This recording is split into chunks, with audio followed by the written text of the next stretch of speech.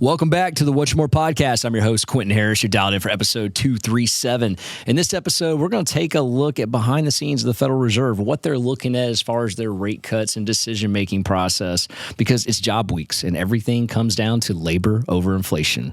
All of that and more in the next episode of What's Your One More.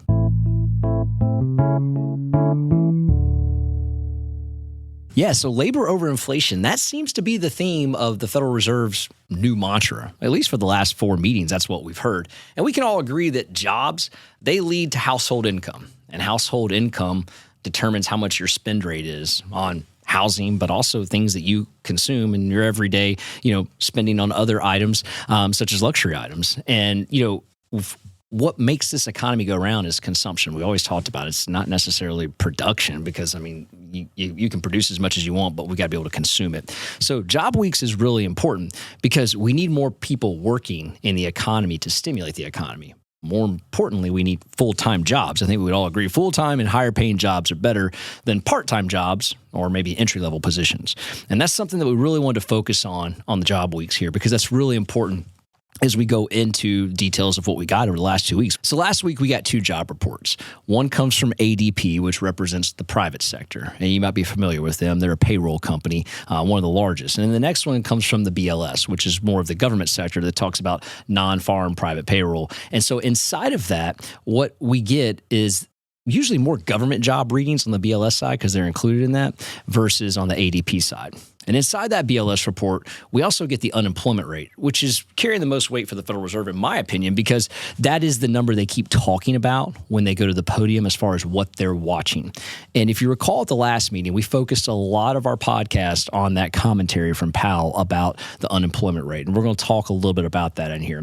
But on the ADP side of things, right, the private sector. So we talked about we want full-time jobs, right? Full-time jobs are important. Higher paying jobs are important. And I think you could absolutely draw a conclusion that private jobs are going to pay more than government jobs. You could argue that government jobs are based primarily focus, if you were to take a percentage, on lower paying entry-level jobs. That's typically how the government jobs work. Whereas ADP on that private sector is going to give you higher paying jobs than that. So that's why there's so much focus on that when we talk about job creation. And so in this private sector for ADP, there was an expected reading from the markets to be at 140,000 new jobs created, which is important, right? Instead, it came in at 77,000, well below expectations. And we've talked about this ideology of what's not good for the economy typically is really good for mortgage rates. By no means, if you're in the mortgage business, are you rooting on for terrible news, but you understand with bad news comes opportunity on the mortgage side, especially in terms of interest rates coming in lower. So that's kind of one of the caveats of that. So when it comes in less, it could create an opportunity, which is kind of what we're seeing right now. But then right on the heels of that report comes the BLS report. Now, we've talked about the struggle with the BLS report, and boy, has there been struggles with it from the standpoint that there was almost like erroneous reporting, and it's what we would call overstating the report, and then they would come back and revise it, they being the BLS. They would give you a report number, and then the next month they would come back behind that, and they would go, we made a couple mistakes, and revise it. And if you recall, I've used the analogy multiple times. It's kind of like taking a test and getting an A on it, going home and telling your parents you got an A on the test, and then the next month, your grade gets revised down to a C or even worse, a D, an extreme case, right? Because we've seen errors like that in the BLS reports where they're so extreme, you could use that analogy from A to D for a test grade. And then you're trying to backpedal and go, but wait a minute, I had an A and I celebrated the A and now I got this D a month later. And it's not a fair report is what I'm getting at. And that's how extreme the BLS report has been throughout the course, really, of the last, you could argue, 24 months. And, some might say, it's an administrative thing as far as like the administrations. But I would garner to say that it's just inaccurate reporting. And we'll go through that and see if that's the case on this one, because this is the first report we get under the current new administration. So it was forecasted to be at 160,000 jobs created. It came in at 151,000. Again, slightly below market expectation, but you could argue that was flat. Nothing from the standpoint of like, they really missed it, like the ADP report. But like we always say, let's just do a quick dive in these numbers. And thanks to our friends over at MBS Highway, you're going to see this graph that we're going to put in the YouTube channel. And if you're not watching us on YouTube, go over there and check it out at What's Your One More with the number 1. Subscribe to that for us. Hit the like button on there. Leave us some comments. But man, our producer does a good job of getting these charts in there for you guys so you can really see exactly what we're talking about on here. But when you look at the BLS report, and the readings that come in there, when they talk about the jobs created, right, 151,000 jobs are what the creation was. And that's under a seasonal adjustment, right? There's always a seasonal adjustment to that. But then there's this portion, this component of those jobs that are created under the assumption of the birth death rate model. And we've talked at length about that on here. And it's funny when people see that, they're like, oh, birth and then death of people. And that's not what it is. The birth death rate model is a business birth rate, small business birth death rate model, meaning that for every new small business created, there's an assumption that that small business is going to create X amount of jobs. And as those tax numbers close out and those businesses, quote unquote, die off, that X amount of jobs would be taken off the table. So there's this birth death rate model. And so the component of that that's kind of inaccurate, if you may, is that, at this podcast, it's a private business. So you have myself and then you have my producer, Charlie. Under this birth death rate model, we have a tax ID number for this. The government is going to assume that we're going to create, let's say, 5 to 10 jobs under this. Well, we have 2. So there's a -8 right there in that assumption that's off. So you can kind of see how this model, while being used for a long time, isn't necessarily accurate. And the reason I say that is in this chart, if you look at it, the birth death rate model, again, did not make up all of the 151,000 seasonally adjusted jobs, but it's a portion of that, right? Well, ADP runs a similar small business kind of job creation, if you may, and they said that was -12,000, not positive 136. So I like to think that there's going to be, some readjustments of this coming out into next month, and that you might see that offset, because there's a big difference between 136 and -12 when you look at those two on there. And I think that that's important. And so I think it would have been much weaker if you didn't have that there, meaning I think this report would have come in a lot less than 151,000.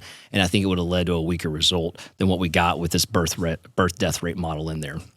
The other thing to take a look on here is we talked about private paying jobs versus government paying jobs, and we talk about earnings, household spending. Now, if you recall, a couple episodes ago, we talked about the retail sales earnings, and the retail sales themselves were down. And it was almost like, is the consumer tapped out, or is the consumer just to the point where they can't spend anymore because interest rates on credit cards are so high?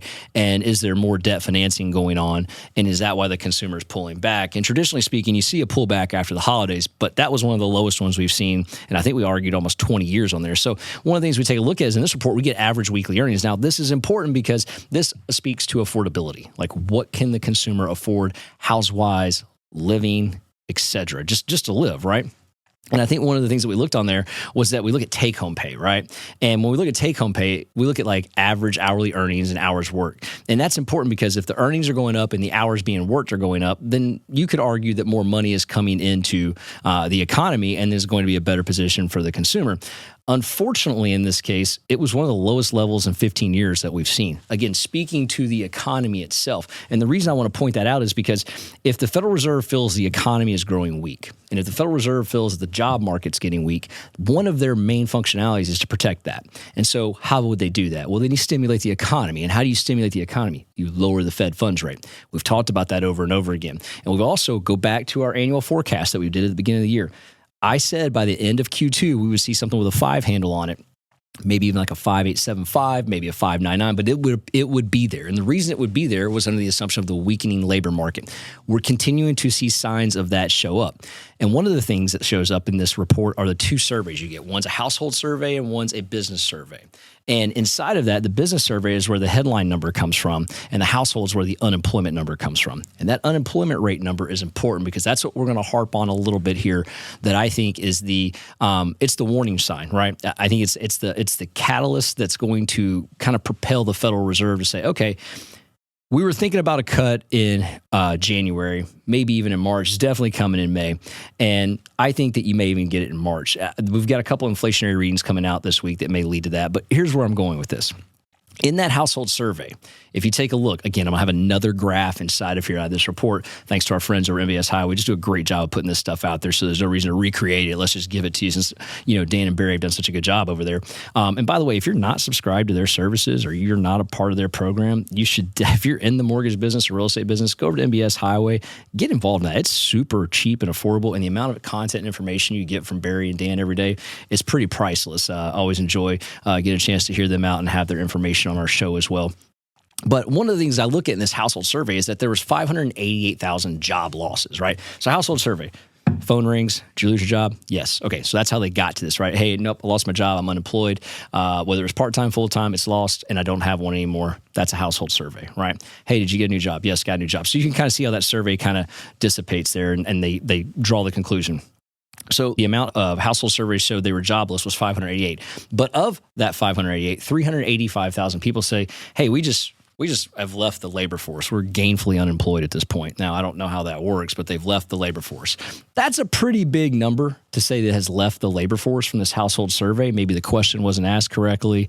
Maybe it was mismarked on the form. But to think that 385,000 people just up and left the labor force, DOJ didn't do that, right? So 385,000 is a large number. So the question becomes, is that part-time number? Is that full-time? What does that look like? But because there were so many more job losses and there's such a large decrease in the labor force, the unemployment rate only rose from 4 to 4.1. So you could have argued things really look worse than what they are, meaning that if it would have been worse if there wasn't such a mass exodus from the labor force. If it wasn't that 385,000 people leaving the labor force, your participation rate would have been higher, which means the unemployment rate would have been higher, which means you could very well draw a conclusion. Had that been a normal amount of exodus, just consistent over the last 90 to 120 days, just kind of filling that same line, that trend line, this number would have been 4.4 unemployment, not 4.1. And I think that that's going to show up in the Federal Reserve's thought process, because there's two types of readings here. And if you look at the headline of the show, U3 versus U6, what's going on? Well, the reality is the U3 is a newer unemployment level that we look at. We hadn't always looked at that. The traditional one is U6, and U6 encumbers everything I just said, plus people that are not, they're not working, they're not on gaining unemployment benefits, and also people that have left the labor force, right? And what's interesting about that number, the U6, which encumbers everything, it's at the highest level we've been at since October of 2021. It went from 7.5% to 8%. 8% total unemployment. Now, like I said, the government likes to use U3, and that's been the case for quite some time, probably over the course of the last 20 plus years. But we used to use this U6 as the trend number, and that would be at 8%. And again, that does include some of the things that I talked about should be changed in the U3. That's already included in this number. That is a big difference, because the other thing inside of this that's clearly weak to me is that even when we look at the breakdown of the types of jobs that were gained versus lost, we lost 1.2 million full-time jobs last month. 1.2 million full-time jobs. That's a big deal. And we saw the rise, the major rise in job creation were part-time jobs. Well, we've talked about that. I mean, so you could argue that, hey, if I'm working full-time, I might have a part-time, but that doesn't mean it's getting better out there. It means it's actually getting worse, because I have to support my life with a full-time and a part-time job, not just a full-time job. And so when you see things like that, that speaks to weakening of the labor force. I have a lot of people that I talk to that go, hey, listen, I don't know what the news is talking about, but there are people hurting out there. And, if you're dealing with consumers on a daily basis, you see it in some of just the habits. And you also see it in just talking with people, just being, just humanizing and being humane and talking to people, that the struggles that they're going through are real. And it does feel a lot like that 2007, 8, 9, 10 credit crunch as far as non-housing, as far as credit cards and the credit market. Because additionally, all the gains that came from those 610 and even some of the other non-part-time jobs were between the ages of 16 and 19 years old. We can argue easily those are not high-paying jobs. Those are entry-level positions. And the people that were 20 years old or more, those jobs fell 667,000. So we had an 80,000 gain from 16 to 19 years old, but then we had a loss of 600 of that 1.2 million loss. 667,000 were people that were 20 years and older. That speaks to a weakening economy. And if I can see that, if I can dive into the numbers and find that for a podcast, you can darn well bet the Federal Reserve does. So they know these things. I'm not bringing anything that's groundbreaking, earth-shattering to the table here. I'm just reading the reports and getting rid of the headlines and diving into the details here. So when you look at this number, and you including the administration and the Fed, the report basically applies so much more pressure to the Federal Reserve, because the administration is saying, hey, listen, we'll take care of the 10-year. We're going to work on that. But the Federal Reserve, you've got to focus on the economy and the employment market. And that's why I think, hey, going back to that December Fed meeting when Jerome Powell came to the podium and he said, hey, listen, 2 cuts. Here's our dot plot map, 2 cuts. And if you recall, we even have an episode titled, That's a Head Fake. That's a head fake because the past administration was closing out. The new one hadn't come in yet. And I said, I can guarantee you there will be 4. Now, obviously, my guarantee is different than a guarantee from the Federal Reserve. But why I thought there would be 4 is because that was a head fake. Employment was trending down. There was clear signs there was cracks in the economy. And now we have not just cracks, there are gaping holes in the actual labor market that are starting to show up. And I've talked about unemployment being a runaway train. I think that that's important. And if you just look at the consumer's mindset, Fannie Mae just released on Friday the consumer sentiment. And there's some interesting takeaways from that. One being is that the consumer is adamantly frustrated with pessimism about mortgage rates falling, right? They're just frustrated with it. Like, if it's going to happen, when? Why hasn't it happened yet? And 69% of the consumers expect mortgage rates to go up or stay the same in the next 12 months. That's how frustrated they are, which is up from 65% the month before. So 69%, roughly 70% of Americans believe interest rates are going to go back up. I don't believe that's the case, and I'm going to talk a little bit about that in our next episode. But the shares of the consumers who say it's a good time to buy a home inched up to 24%. So consumers, even though they think rates are going up, they still think it's a good time to buy a home. That speaks to settling in. We've talked about what that means, the settling in, the psychology of the buyers settling in, going, listen, it's a good time to buy. Why? Because housing rates are going up in appreciation. They're not coming down. Mortgage rates, even though the consumer thinks they're going to go up, they still think it's a good time to buy a home, which I think is really good because that speaks to all of, let's just call it what it is, these bozos on YouTube that are still preaching doom and gloom in the housing market. It's not going to crash. There's not enough inventory and still too much demand. And even in suspected consumer psychology thinks rates are going to go up, they're prepared to buy. They think it's a good time. And also, it was worth noting the decline in the consumer's optimism towards their personal financial situation, including household income and concerns they could lose their job. Like, the consumer's also concerned they could lose their job, which also kind of speaks to the job report we just got, that, hey, they're concerned they're going to lose their job. It's because people are losing their jobs around them, and more so at a rapid rate than we've seen before, which speaks to the weakening economy. So I agree about the job portion is a real thing. I believe that there is some serious issues in this, and I think that it is what the Federal Reserve is going to be looking at. And if I'm a buyer and I'm a homeowner, help is on the way. Help is on the way because right now you've got an administration focused on driving the 10-year Treasury down, and that's going to be our next episode.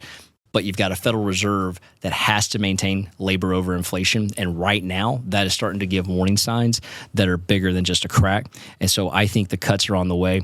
I think it's going to get to 50-50 for March, and I absolutely think May is going to be your first cut, if not your second cut of the year. And again, 4 cuts are what's coming. We've got inflation week next week. It won't be the Fed's favorite form of inflation. It'll be CPI, and that'll come out next week, which is the Consumer Price Index, which affects you and I everyday spending on the market. So we'll be watching out for that. And if that number continues to go down, that could be a good sign for the Fed. If it comes in at expectation, still a good sign. If it's over, well, that's something that could put a wrench in that cut for the month of March. So we'll be looking out for that. So again, thanks for tuning in. If you like what you're hearing, share this episode, 5-star review it. More importantly, go to our YouTube channel, subscribe, leave us some comments. Always appreciate the feedback. Always appreciate the commentary. Guys, thanks for tuning in. We'll see you the next episode at What's Your One More. I got one more shot, I'm gonna make it. One more chance, I'm gonna take it. I meant it when I said it, now it's time for me to do it. I got one